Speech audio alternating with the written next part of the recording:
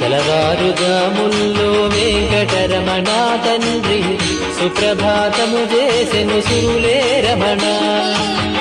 పంచామృతములతో వెంకటరమణ తండ్రి నిత్యాభిషేకములే నిత్యము రమణ. వజ్రమకుటంబుతోను వెంకటరమణ తండ్రి శంకు చక్రధారుడవే తిరుమల రమణ. మూడు నామాలతోను వెంకటరమణ తండ్రి ముల్లోకములు ఏడడి మూర్తి విరమణ.